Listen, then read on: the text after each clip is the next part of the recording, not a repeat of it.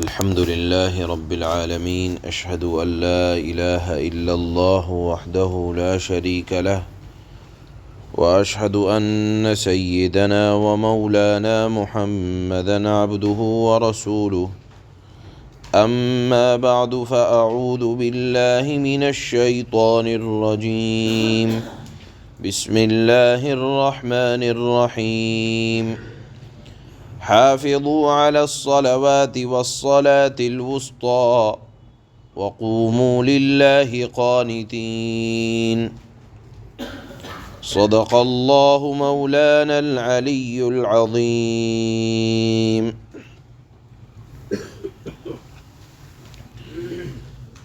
اللہ رب العزت والجلال نے سورہ بقرہ کے اندر احکامات بیان کرنے کا جو سلسلہ عقائد کا، معاملات کا، معاشرت کا آیت نمبر 153 سے شروع کیا تھا، یہاں مکمل ہو رہا ہے، اور آیت نمبر 53 میں جو سب سے پہلی ہدایت دی تھی کہ ایمان والو جب بھی کبھی حالات میں گھرنا تو نماز سے مدد حاصل کرنا۔ یا ایھا الذین آمنوا استعینوا بالصبر والصلاۃ، کبھی بھی پریشانی حالات آئیں تو صبر اور نماز سے مدد حاصل کرنا۔ وہاں سے اللہ نے اسلامی احکامات بیان کرنے شروع کیے، اور پھر درمیان میں نکاح، طلاق، عدت، مہر، یہ تمام، اور حج کے معاملات اللہ نے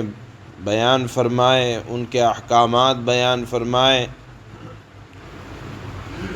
اور پھر ابھی اخیر میں آتے آتے نکاح، عدت وفات، عدت طلاق، ان تمام چیزوں کو بیان فرمایا، اور پھر اخیر میں جب یہ مضمون احکامات کا مکمل کر رہے ہیں، پھر نماز کی تاکید کر رہے ہیں کہ کہیں ایسا نہ ہو کہ آپسی معاملات میں الجھ کر، اہل و عیال میں مشغول ہو کر، یا حالات میں پھنس کر، یا حالات تمہیں نماز سے غفلت کا سبب نہ بنا دیں۔ اسی طرح اللہ نے حقوق العباد کو بیان فرمایا، سب سے پہلے حقوق اللہ کو بیان فرمایا، اس کے بعد حقوق العباد کو بیان فرمایا۔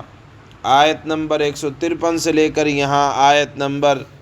248 کے درمیان کے جو یہ احکامات ہیں، پہلے حقوق اللہ اور پھر حقوق العباد اور پھر حقوق اللہ کو اللہ بیان فرما رہے ہیں۔ اس سے یہ سمجھانا چاہتے ہیں کہ اسلام میں معاشرت ہو، معاملات ہو، قانون ہو، اخلاق ہو، عبادات ہو، یہ کوئی شریعت سے الگ کی، باہر کی بات نہیں ہے، بلکہ حقوق اللہ اور حقوق العباد کو اللہ نے قرآن میں جگہ دی ہے، ایک ساتھ جگہ دی ہے، لہذا مسلمان اسی کو کہا جائے گا جو عبادت کے ساتھ ساتھ جس کے معاملات بھی اچھے ہوں۔ مسلمان ایمان والا بہترین وہی ہوگا جس کے معاملات اچھے ہونے کے ساتھ ساتھ، عبادات بہترین ہونے کے ساتھ ساتھ، عقائد اعلیٰ درجے کے ہوں۔ عقائد میں خرابی ہے، معاملات کا آدمی بہت اچھا ہے، کامل مؤمن نہیں ہے، یا اسی طرح عقائد بہت اچھے ہیں لیکن گھر والوں سے جا کر لڑتا ہے، نمازیں بڑی اچھی ہے، باہر والوں کے ساتھ معاملات بہت اچھے ہیں، لیکن بیوی بچوں کے اوپر خواہ کا غصہ کرنا، ان کے حقوق کا خیال نہ کرنا، تو وہ بھی کامل مؤمن نہیں ہے۔ اللہ نے حقوق العباد کو حقوق اللہ کے ساتھ بیان فرمایا، یہ سمجھانے کے لیے کہ اسلام میں اور شریعت میں ان دونوں کو برابر کے درجے حاصل ہیں، یعنی کامل ایمان کے لیے یہ تمام عبادت کے ساتھ ساتھ معاملات، معاشرت، حسن اخلاق اور عقائد تمام کے تمام بہتر ہونے چاہیے۔ اب یہاں اللہ حقوق العباد پر اس مضمون کو مکمل کرنے کے بعد دوبارہ حقوق اللہ کی طرف توجہ دلاتے ہیں۔ اللہ فرماتے ہیں حافظوا علی الصلوات والصلاة الوسطی،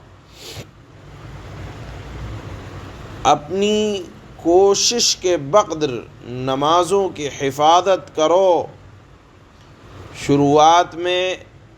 ایسا ہونے لگا تھا کہ لوگ نمازوں کے درمیان اشاروں سے بات کر لیا کرتے تھے۔ اسی طرح نماز میں یہ دیکھا جانے لگا، روایات میں آتا ہے کہ عصر کی نماز جو کہ کاروبار کی مشغولیت کا وقت ہوتا ہے، کاروبار کے سمیٹنے کا وقت ہوتا ہے، جو دن بھر کمایا اس کے گننے کا وقت ہوتا ہے، لوگ عصر کی نماز کو تاخیر کے ساتھ پڑھنے لگے تو اللہ نے آیت نازل فرمائی حافظوا علی الصلوات والصلاة الوسطی، اپنی کوشش کے بقدر تمام نمازوں کی حفاظت کرو اور خاص طور پر درمیان کی نماز کی حفاظت کرو۔ درمیان کی نماز سے مراد یہ ہے کہ جو دو نمازیں جس سے پہلے اور دو نماز جس کے بعد، تو عصر کی نماز ایسی نماز ہے کہ اس سے پہلے دو نمازیں ہیں ظہر کی اور فجر کی، اور عصر کے بعد دو نمازیں ہیں مغرب کی اور عشاء کی، تو عصر کی نماز درمیانی نماز ہے۔ اللہ نے اس کی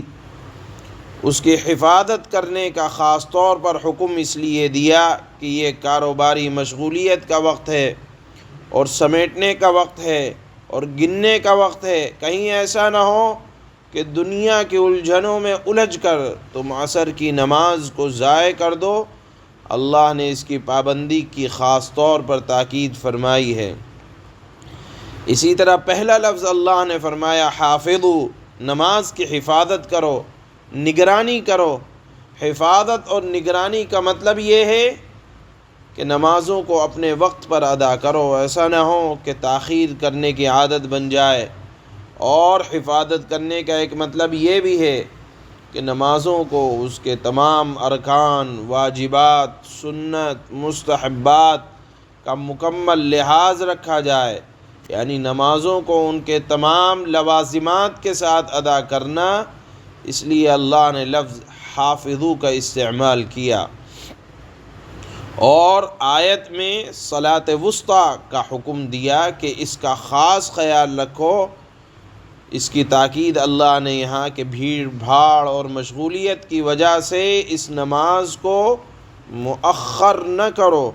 اور اخیر میں فرمایا وقوموا للہ قانتین، نماز میں جب آؤ تو عاجزی کے ساتھ اللہ کے بندے بن کر کھڑے ہو۔ یہ نہیں کہ نماز ہو رہی ہے لوگ اشاروں میں بات کر رہے ہیں، ادھر ادھر دیکھ رہے ہیں۔ اشاروں میں بات کرنا اس آیت کے نازل ہونے سے پہلے کر لیا کرتے تھے، لیکن اس آیت کے نازل ہو جانے کے بعد اللہ کے نبی صلی اللہ علیہ وسلم نے ارشاد فرمایا کہ عاجزی کے ساتھ کھڑے ہونے کا اللہ نے یہاں امر کیا ہے، حکم دیا ہے، اس پر عمل اب ضروری ہے۔ لہذا نماز میں کسی بھی اعتبار سے بات کرنے کا حکم اس کے بعد ختم ہو گیا۔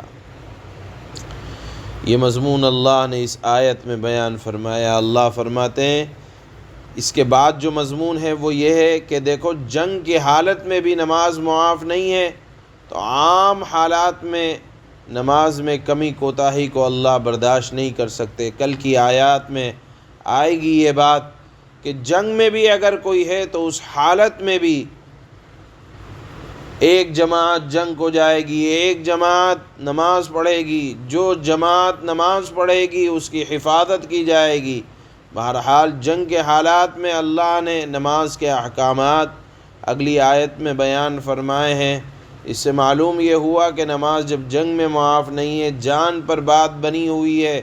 اس وقت معاف نہیں ہے، تو عام حالات میں جب سب کچھ بہتر چل رہا ہو تو نماز میں کمی کوتاہی کو اللہ برداشت نہیں فرماتے۔ اللہ فرماتے ہیں حافظوا علی الصلوات والصلاة الوسطی وقوموا للہ قانتین، تمام نمازوں کا صبح سے لے کر رات تک پورا خیال رکھو، اور خاص طور پر بیچ کی نماز کا، مراد ہے عصر کی نماز، اور اللہ کے سامنے قوموا للہ قانتین، اللہ کے سامنے باادب فرما بردار بن کر کھڑے ہوا کرو۔ سبحان اللہ۔